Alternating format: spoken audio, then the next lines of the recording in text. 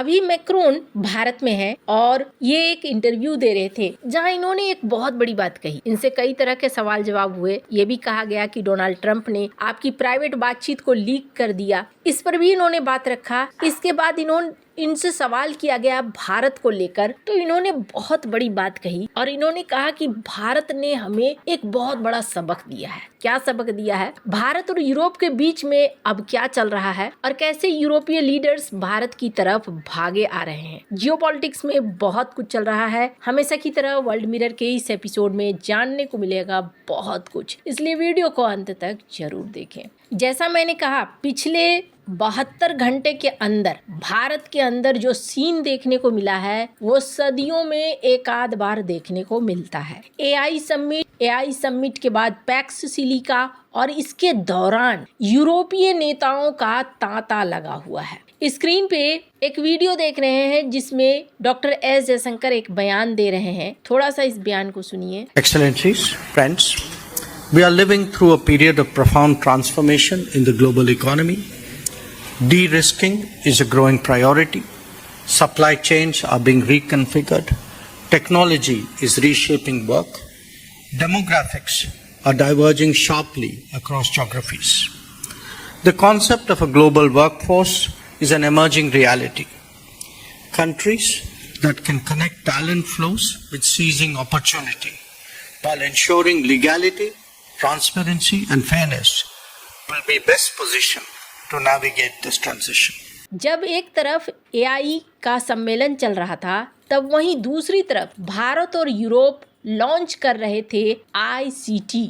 ये क्या है? ये यूरोपियन लीगल गेटवे ऑफिस है जिसे लॉन्च किया गया और इसी दौरान डॉक्टर एस जयशंकर ने अपनी स्पीच दी, जिसमें डॉक्टर एस जयशंकर ने साफ साफ बताया कि दुनिया बहुत तेजी से बदल रही है, आर्थिक तौर पर भी दुनिया बदल रही है और उसी हिसाब से अब हम भी बदल रहे हैं। क्या है ये गेटवे? तो दरअसल यूरोपीय यूनियन और भारत का जो फ्री ट्रेड एग्रीमेंट हुआ, इस एग्रीमेंट के बाद ये भी तय हुआ था कि भारत से बड़ी संख्या में प्रोफेशनल्स जाएंगे यूरोपीय देशों में और यूरोपीय देशों की मांगों को पूरा करेंगे। अब ये ठीक भारत के लिए एक वरदान की तरह है, जहां डोनाल्ड ट्रंप H1B को लेकर, माइग्रेशन को लेकर बहुत ज्यादा चौकन्ने हो रहे हैं और बहुत ज्यादा सख्त नियम अपना रहे हैं। ऐसा लगता है जैसे भारत के ऊपर ही उनका गाज गिर रहा है। और ऐसे मौके पे यूरोप और भारत मिलकर एक गेटवे बना रहे हैं कि भारतीय प्रोफेशनल्स या भारत और यूरोप के बीच में संवाद किस तरीके से स्थापित किया जा सके, यहाँ से लोग कैसे वहां जा सके। तो भारत के लिए एक बहुत बड़ा अवसर है। लेकिन मामला सिर्फ यहीं खत्म नहीं हो जाता। अगर आप सोच रहे हैं कि दुनिया के इतने बड़े बड़े दिग्गज, फ्रांस के राष्ट्रपति, ग्रीस के राष्ट्राध्यक्ष, इसके अलावा फिनलैंड के, स्विट्जरलैंड के,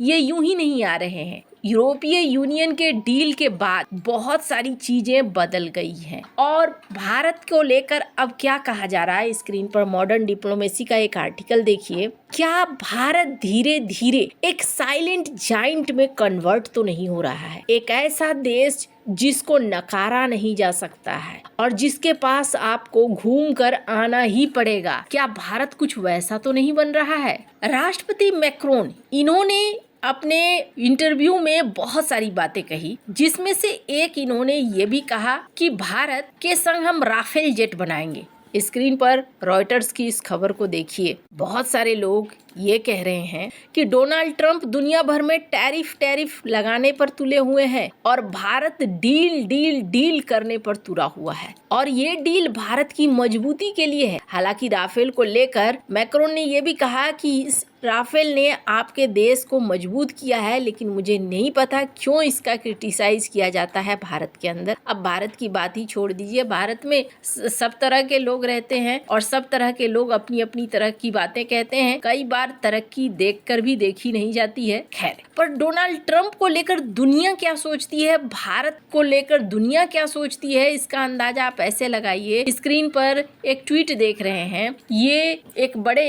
एनालिस्ट हैं, इन्होंने क्या बयान दिया है। एडवर्ड फिशमैन, इन्होंने कहा कि जब भारत के ऊपर 50% टैरिफ लगाया ना डोनाल्ड ट्रंप ने, तो भारत ने कहा ठीक है, हम इसे सह लेंगे और हम इसे सहकर इसके लिए रास्ता खोजेंगे। भारत ने ये नहीं कहा कि जापान की तरफ या यूरोप की तरफ कि चलो भाई तुम जो कहो उस शर्त को मान लेते हैं और हम डील कर लेते हैं। भारत झुका नहीं। ये बातें ना बाहर से हो रही है। अब जरा सोचिए कि बाहर के लोग भारत की तारीफ कर रहे हैं और भारत को लेकर फिनिश पीएम क्या कहते हैं। स्क्रीन पर एक आर्टिकल देखिए। यूरोपीय यूनियन और भारत के एफटीए ने एक बहुत बड़ा पोटेंशियल खड़ा कर दिया है 2 बिलियन लोगों के लिए। ये सोच उन लोगों की है जो बाहर बैठकर सारी चीजों को देख रहे हैं, समझ रहे हैं कि भारत किस तरीके से जीत रहा है। वहीं फ्रांस के राष्ट्रपति मैक्रोन के कई सारे बयान इस वक्त चर्चा में हैं, जिसमें से एक बयान उनको सीधे सीधे उनसे पूछा गया कि हाँ जी एक बात बताइए, डोनाल्ड ट्रंप ने आपके प्राइवेट बातों को लीक कर दिया। तो इन्होंने क्या कहा, इन्होंने बहुत ही शालीनता के साथ जवाब देते हुए कहा कि देखिए आज मैं देखता हूँ ना बहुत सारे ऐसे लीडर्स हैं जो बैकवर्ड डायरेक्शन में जा रहे हैं। लीडर होने का मतलब होता है आदर सम्मान, आपके अंदर आदर, दूसरे के लिए आदर, और उसी सिद्धांत पर सारी चीजें चलती है। इन्होंने सीधे सीधे कुछ नहीं बोला लेकिन घुमा फिरा कर बहुत सारी बात कह दी, पर इन्होंने भारत को लेकर एक सवाल पे बहुत अच्छा जवाब दिया और ये जवाब बहुत ज्यादा मायने करता है। फ्रांस इस चीज को बहुत अच्छे से समझता है। क्यों अच्छे से समझता है? फ्रांस में एक राष्ट्रपति हुआ करते थे Charles de Gaulle. Charles de Gaulle NATO से इन्होंने फ्रांस को निकाल लिया था बाहर और निकाल कर ये कहा था कि ये नाटो हमारी कमजोरी बनेगी और अगर हम अपने पैरों पर खड़े नहीं हुए तो किसी दिन खड़े होने लायक नहीं रह जाएंगे। लेकिन बाद में फिर फ्रांस नाटो में शामिल हो गया। पर हाँ, गनीमत थी चार्ल्स डी गॉल ने एक ऐसा रास्ता दिखा दिया था जिसपे फ्रांस ने अपना वेपन प्रोडक्शन जारी रखा, अपने हथियारों का निर्माण करना जारी रखा और डिफेंस के मार्केट में एक बढ़िया हिस्सेदारी रखी। तो ये आज की डेट में काम आ रहा है। फ्रांस के राष्ट्रपति मैक्रोन ने इस इंटरव्यू में यही बात कही। इन्होंने कहा कि देखो हमने भारत से एक चीज सीखा और भारत के पार्टनरशिप से भी, और वो चीज सीखा कि हमें एक दूसरे का विश्वासी पार्टनर बनना चाहिए लेकिन किसी के ऊपर निर्भर नहीं होना चाहिए। हम दोस्त बन जाएं वो अच्छी बात है लेकिन दोस्त बनने का मतलब ये नहीं है कि हम किसी के ऊपर निर्भर रहें। हम अपने फैसले खुद लें, अपने हिसाब से लें। आज की डेट में भारत ने हमें ये चीज सिखला दिया है। ये कहना है फ्रांस के राष्ट्रपति मैक्रोन का। वैसे आपको बता यूरोप इस वक्त बहुत ज्यादा भारत को मदद कर रहा है और भारत के पीछे खड़ा है, एआई के लिए भी और इसके अलावे ट्रेड के लिए भी। अब ये जो एक क्षण है इसको ऐसे समझिए